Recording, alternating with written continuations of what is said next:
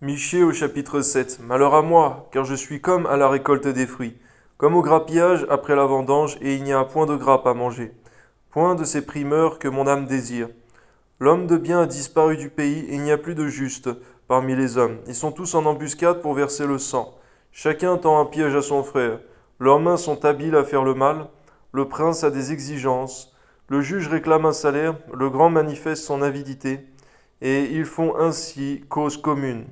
Le meilleur d'entre eux est comme une ronce, le plus droit pire qu'un buisson d'épines. Le jour annoncé par tes prophètes, ton châtiment approche. C'est alors qu'ils seront dans la confusion. Ne crois pas à un ami, ne te fie pas à un intime. Devant celle qui repose sur ton sein, garde les portes de ta bouche, car le fils outrage le père. La fille se soulève contre sa mère, la belle-mère, la belle-fille contre sa belle-mère. Chacun a pour ennemi les gens de sa maison. Pour moi, je regardais vers l'Éternel, je regarderai vers l'Éternel, je mettrai mon espérance dans le Dieu de mon salut. Mon Dieu m'exaucera, mon Dieu m'exaucera. Ne te réjouis pas à mon sujet, mon ennemi, car si je suis tombé, je me relèverai. Si je suis assise dans les ténèbres, l'Éternel sera ma lumière. Je supporterai la colère de l'Éternel, puisque j'ai péché contre lui, jusqu'à ce qu'il défende ma cause et me fasse droit. Il me conduira à la lumière et je contemplerai sa justice. Mon ennemi la verra, le verra, et sera couverte de honte. Elle qui me disait, où est l'Éternel, ton Dieu?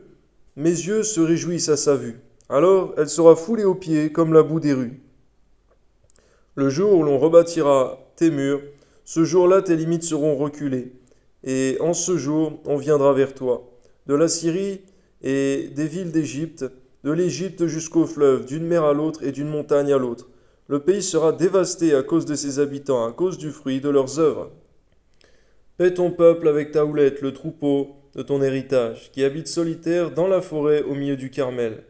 Qu'il pèse sur le Basan et en Galade comme au jour d'autrefois, comme au jour où tu sortis du pays d'Égypte. Je te ferai voir des prodiges.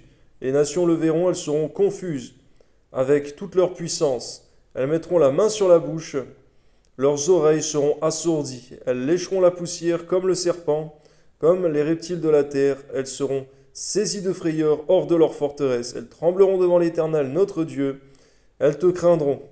Quel Dieu est semblable à toi, qui pardonne l'iniquité, qui oublie les péchés du reste de ton héritage, du reste de ton héritage? Ne garde pas sa colère à toujours, car il prend plaisir à la miséricorde. Il aura encore compassion de nous. Il mettra sous ses pieds nos iniquités. Tu jetteras au fond de la mer tous leurs péchés. Tu témoigneras de la fidélité à Jacob, de la bonté à Abraham, comme tu l'as juré à nos pères au jour d'autrefois. Merci Seigneur mon Dieu pour ton pardon, ta miséricorde, Seigneur. Nous voulons marcher à ton exemple, à ta suite, Seigneur. Au nom de Jésus. Amen.